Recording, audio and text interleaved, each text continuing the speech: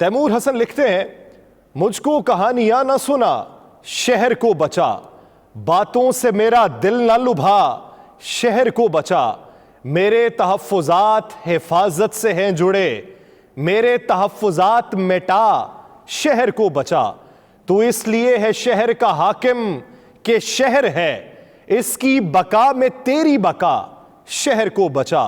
तू जाग जाएगा तो सभी जाग जाएंगे, ऐ शहरियार जाग, जरा शहर को बचा। तू चाहता है घर तेरा महफूज हो अगर, फिर सिर्फ अपना घर ना बचा, शहर को बचा। कोई नहीं बचाने को आगे बढ़ा हुजूर, हर एक ने दूसरे से कहा, शहर को बचा।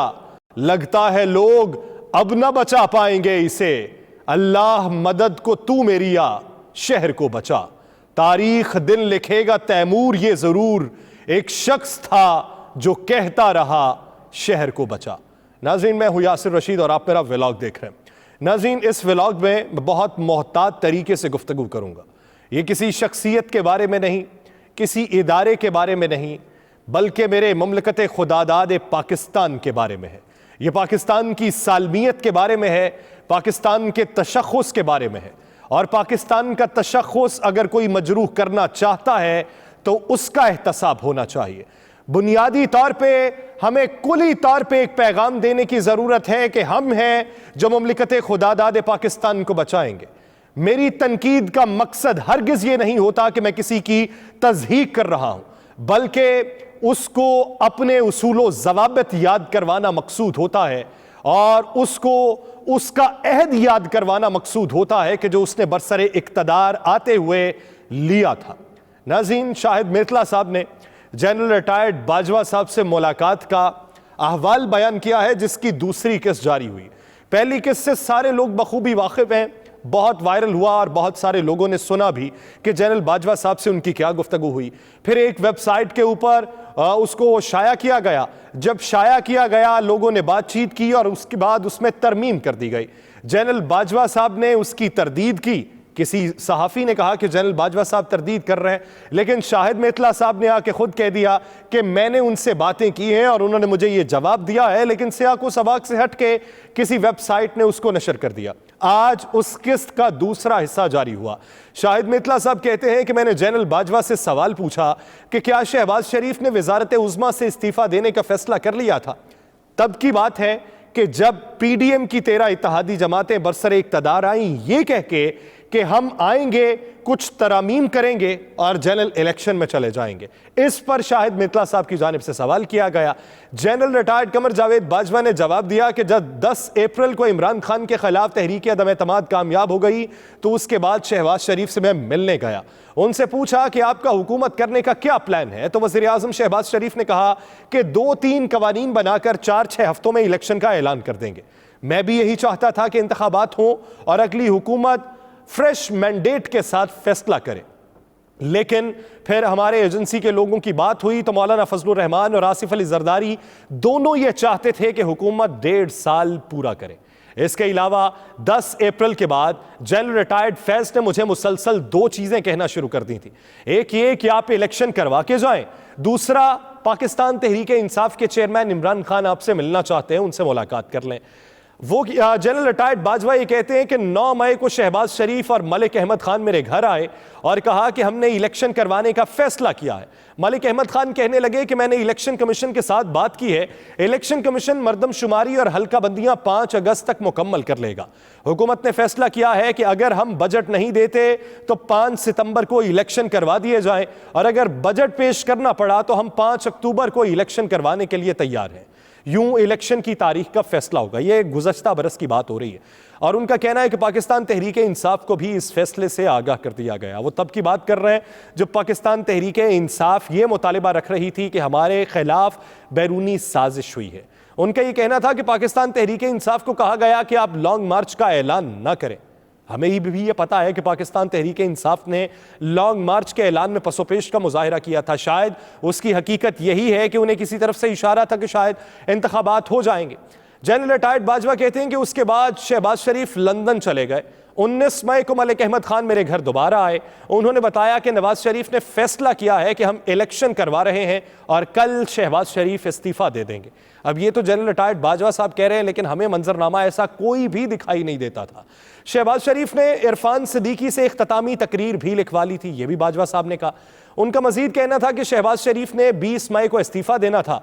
अभी मलिक अहमद खान बैठे ही थे कि DGI भी आ गए। उन्होंने कहा कि अगर कल शहबाज शरीफ इस्तीफा देते हैं तो 25 मई को कतर में IMF के साथ मुज़ाकरात कौन करेगा। हुकूमत से दरखास्त करें कि शहबाज शरीफ 10 दिन बाद मुस्ताफी हों ताकि IMF से मुज़ाकरात भी हो जाएं और निगरान सेटअप बनाने के लिए हमें 10 दिन का वक्त ही मिल जाए।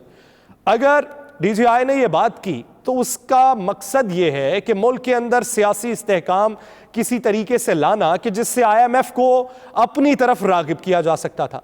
लेकिन वहां पे यह सवाल पैदा होता है कि अगर IMF ये देखता कि एक हुकूमत जाने वाली है तो वो उससे किस तरीके से मुज़ाकरात कर सकता था। अगर हुकूमत ने जाने का इरादा कर ही लिया था तो हुकूमत के मुशीर टेलीविजन स्क्रीन पे बैठ के ये क्यों कहते थे कि हम 6 माह की मजीद मुद्दत भी हासिल कर सकते हैं मुकर्रर मुद्दत के बाद।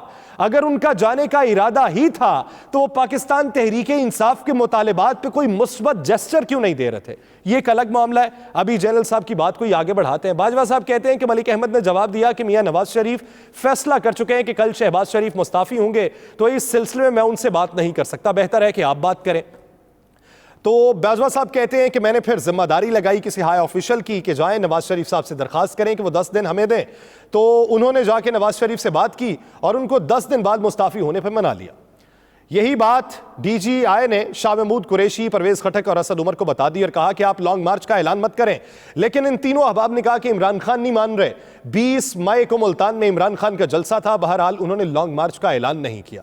अब यहां पे यह सवाल पैदा होता है कि अगर इमरान खान नहीं मान रहे थे तो फिर ऐलान क्यों नहीं किया गया।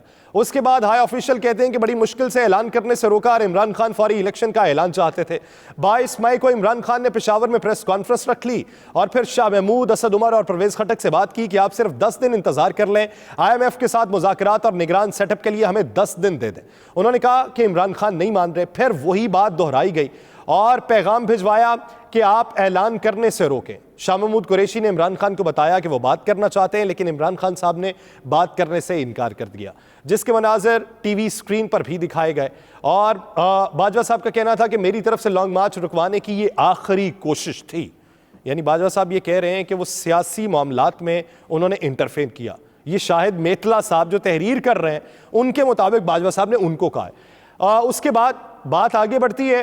बाजवा साहब कहते हैं कि इमरान खान ने लॉन्ग मार्च का ऐलान कर दिया और शाम को लीगी क़यादत मेरे पास आई तो उन्होंने कहा कि अब हम इमरान खान का भरपूर मुकाबला करेंगे। मैंने भी अगले दिन खुद शाह महमूद कुरैशी से बात की कि आप हुकूमत के साथ बैठकर बात करें, लेकिन उन्होंने कहा कि इमरान खान नहीं मान रहे, वो फौरी शहबाज शरीफ के इस्तीफे का ऐलान चाहते हैं। मैंने कहा कि आपके पास अक्सरियत नहीं है, हुकूमत तहलील हो चुकी है, तो IMF के साथ मुज़ाकरात कौन करेगा।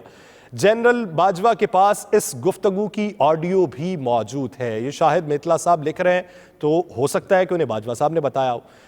वो आगे कहते हैं कि लॉन्ग मार्च नाकाम हो गया। लॉन्ग मार्च के रोज़ मैंने अपना हेलीकॉप्टर भेजा जिसमें कुरैशी साहब, असद उमर और दीगर को बुलवाया गया और राजा परवेज अशरफ के पास ले आए। उनके राजा परवेज अशरफ, अयाज सादिक और दीगर के साथ मुज़ाकरात हुए। PTI का एक नुकाती नुक्ता था कि इलेक्शन की तारीख थे। राजा परवेज अशरफ ने कहा कि आप पहले असेंबली में आए फिर मामलात आगे बढ़ाते हैं। इस तरह ये मुज़ाकरात नाकाम हो गए। लॉन्ग मार्च रोकने का सारा इंतजाम राना सनाउल्लाह का था। हम मुकम्मल न्यूट्रल थे, हमने किसी किस्म की मुदाखलत नहीं की थी।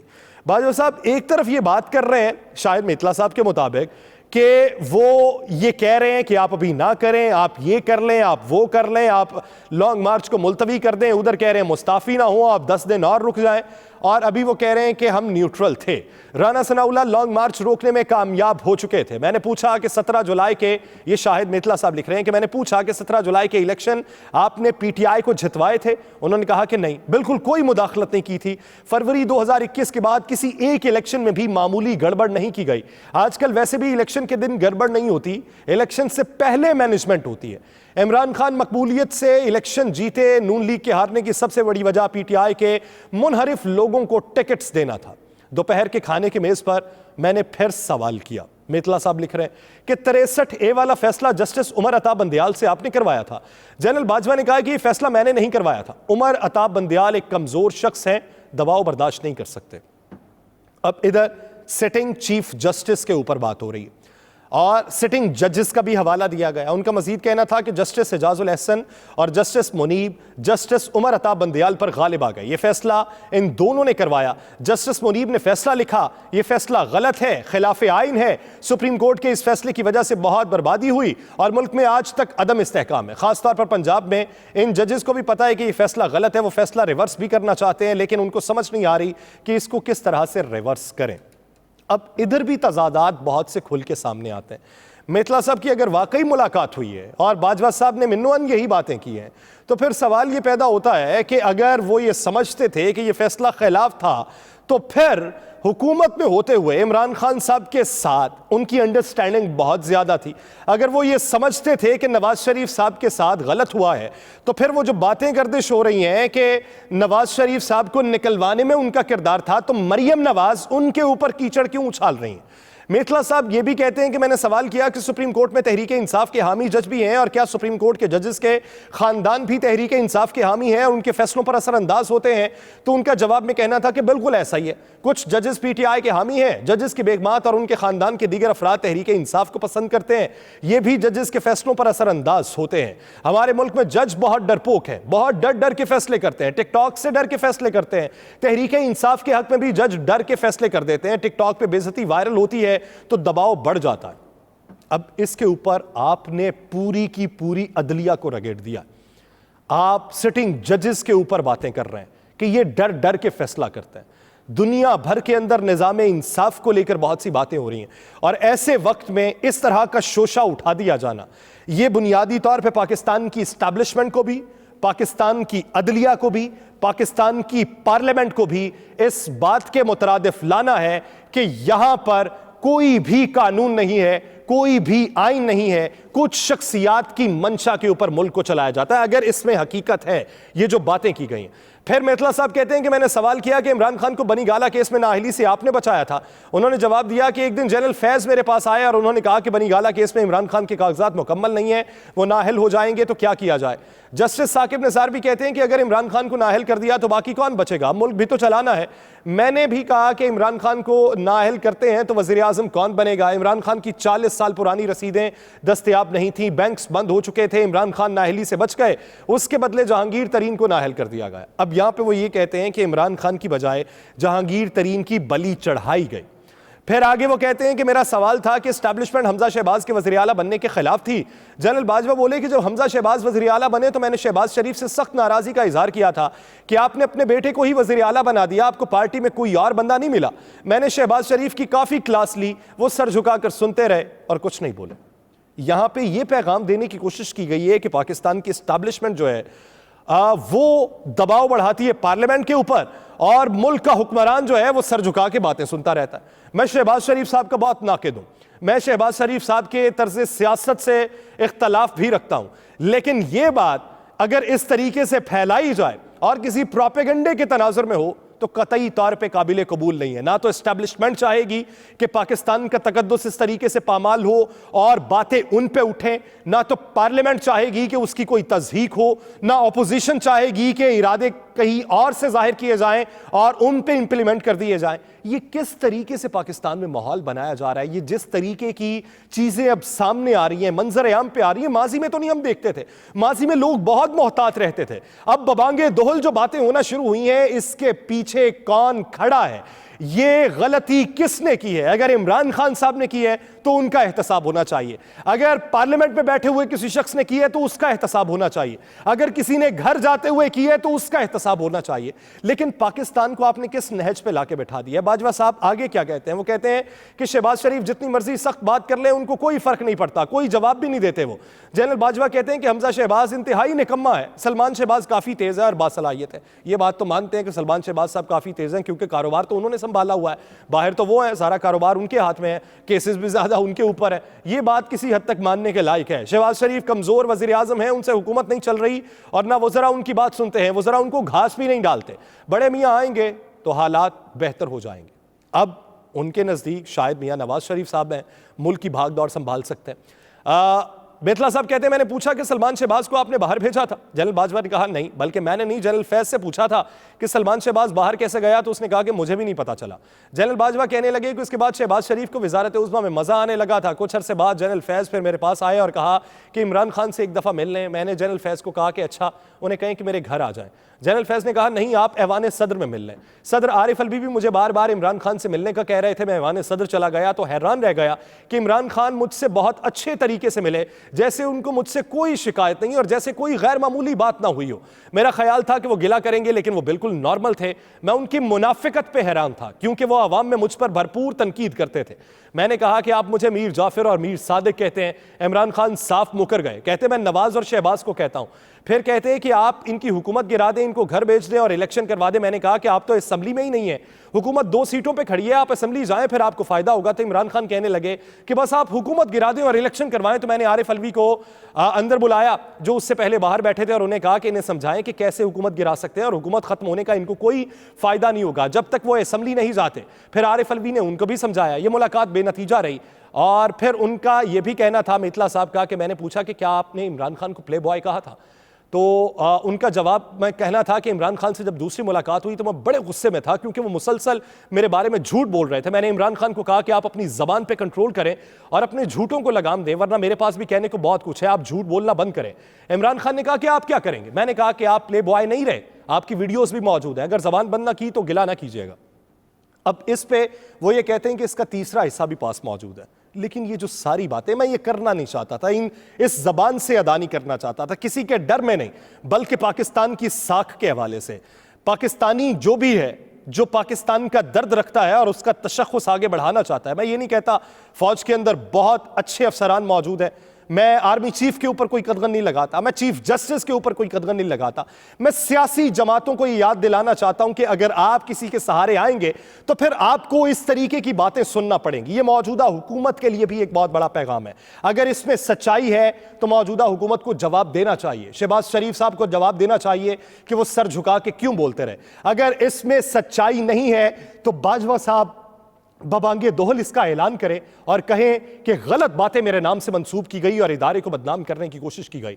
इदारे जो भी हैं मुकद्दम होने चाहिए, उनकी साख मुकद्दम होनी चाहिए और उसके लिए तमाम पाकिस्तानियों को मिल बैठ के सोचना चाहिए। ये इस तरह की बातें फैलती रहीं तो 2 नजरियात नहीं, यहां पे सैकड़ों नजरियात जन्म ले लेंगे और फिर एक नजरिए पे लाने के लिए आपको बड़ी तगोदो करना पड़ेगी और हो सकता है कि वो आपकी हयात में ना हो। पाकिस्तान की बेहतरी के लिए सोचना चाहिए, अनारकी से बचने की जरूरत है। मुझे दीजिए इजाजत, अल्लाह ने के पास।